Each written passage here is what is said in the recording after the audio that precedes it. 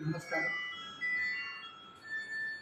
మన 25th evening రోజు మరి ఏరియా ఆసుపత్రి బైన్సాలో బేబీ ఐవి బయట అయ్యింది.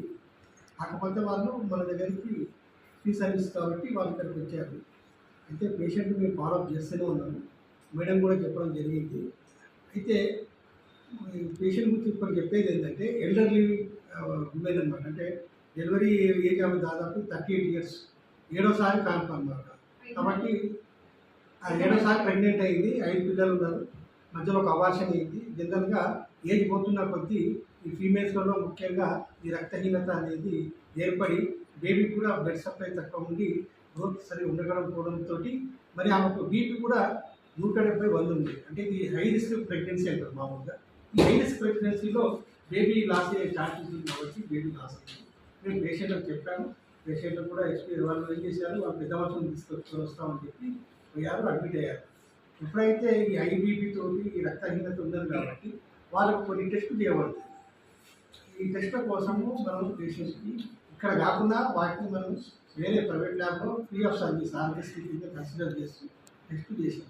ఆ టెస్ట్ చేయడానికి ఒక గంట టైం పడుతుంది కాబట్టి ఇంత లోపల పేషెంట్కి ఐబీపీ ఉంది కాబట్టి ఆమెకు ఫిట్స్ రాకుండా వాళ్ళకి ఇవ్వాల్సిన ఫస్ట్ ఎయిడ్ ఇంజెక్షన్స్ కానీ బీపీ తగ్గడానికి కూడా మనం చేస్తూనే ఉన్నాం. ఈ క్రమేణా అంతకుముందు కూడా మేడం ఆల్రెడీ ఆ రోజు 6 డెలివరీ చేయడం జరిగింది. 4 నార్మల్ డెలివరీ, 2 సీజరియన్ ఆపరేషన్ చేసింది. ఎమర్జెన్సీ ఓపీ ఏదైతే ఉందో అది కూడా చూడడం జరిగింది. ఇంత లోపలనే అనుకోకుండా రిపోర్టర్ రావడం అంటే అక్కడ జనరల్గా ఈ లేబర్ సైడ్ అనేది ప్రైవసీ ప్లేస్, రిస్ట్రిక్టెడ్ ఏరియా. జనరల్గా ఫీమేల్స్ చిన్నపిల్లలు పాలిస్తుంటారు, అక్కడ డెలివరీస్ ఉంటాయి కాబట్టి జనరల్గా మేము కూడా చాలా వరకు అవాయిడ్ చేస్తుంటాం. మరి అలాంటి ప్లేస్లలో పోయి వీడియోస్ చేయడంతో అది కొద్దిగా ఇబ్బందికరమైన విషయం ఉంటుంది. ఇదే విషయము మేడము ఆయన మధ్య వాగ్విదా అయింది. వెంటనే మేడము అది అయ్యారు అంటే చెప్పడం మాకు చెప్పింది. ప్లస్ పోలీస్ వాళ్ళు కూడా ఇన్ఫార్మ్ చేయగానే పోలీస్ వాళ్ళు వచ్చి ఫర్దర్గా ప్రాసెస్ మాకు స్టార్ట్ చేశారు.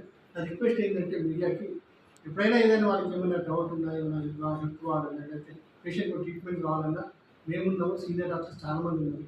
మా గురించి మీరు హెల్ప్ తీసుకోండి, మేము 100% 24 hours సర్వీస్ ఇవ్వాలనుకున్నాం. అయితే ఈ వీడియో తీసేయడం అనేది మీరు కూడా దయచేసి ఎవరిని ఎంకరేజ్ చేయకండి. తీసిన ఇది సెన్సిటివ్ ప్లేస్ కాబట్టి అనవసరంగా యూట్యూబ్లలో, ఫేస్బుక్లలో పెట్టి, వాట్సాప్లలో పెట్టి ఏదో అందరికీ ఎంజాయ్మెంట్ కోసం చేస్తే ఇక్కడ పనిచేసే కొత్తగా వచ్చే డాక్టర్లకు కూడా ఇబ్బందికరం అవుతుంది. ఎందుకంటే మనకి బైన్సా అనేది పెరిఫెరీ ఏరియా, మరి ఇక్కడ చుట్టుపక్కల మండలాలకు ఈ మెయిన్ హాస్పిటల్ కాబట్టి అందరూ మమ్మల్ని ఎంకరేజ్ చేయండి. నార్మల్గా తప్పులు ఉంటే కూడా మీరు చెప్పండి, 100% ఫాలో అవుతాం. కానీ ముందు జరిగిన విషయంలో మాత్రం అందరం ఇబ్బంది పడ్డాము. ఇదే మీ మీడియా దృష్టికి తీసుకొచ్చి మీ యొక్క సహకారం ఫ్యూచర్లో కూడా మీ యొక్క అంటే హెల్ప్ తీసుకొని మేము ముందు హాస్పిటల్ని డెవలప్ చేస్తూ పేషెంట్లకు రోగులకు ఇంకా మంచి ట్రీట్మెంట్ ఇవ్వాలని చెప్తూ మా హాస్పిటల్ డాక్టర్ అందరినీ కలుపుకొని ఈరోజు చిన్న మీడియా సమావేశం చేపించి మా యొక్క లోపల ఉన్న బాధలకు చెప్తాను. Thank you. అంటే ఇన్నేళ్ల నుండి మనము ఏరియా హాస్పిటల్ని అతి కష్టంతో దీన్ని ఈ స్టేజ్ వరకు తీసుకొచ్చాము.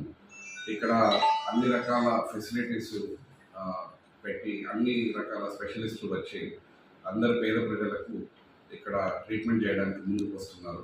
ఇలాంటి క్రమంలో ఇలాంటి సంఘటన చాలా బాధ కలిగించింది. అంటే వచ్చే యంగ్ డాక్టర్స్కి ఇలాంటి సంఘటనలు జరిగితే వాళ్ళు కూడా డిమోటివేట్ అయ్యి ఇక్కడ నుండి వెళ్ళిపోవాల్సిన పరిస్థితి ఏర్పడుతుంది.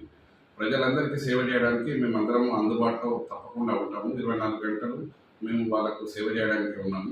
అన్ని స్పెషాలిటీ డాక్టర్స్ ఉన్నారు. సో ప్రజలందరికీ ఒకటే మనవి, మీరు మా నుండి సేవలు తీసుకోండి.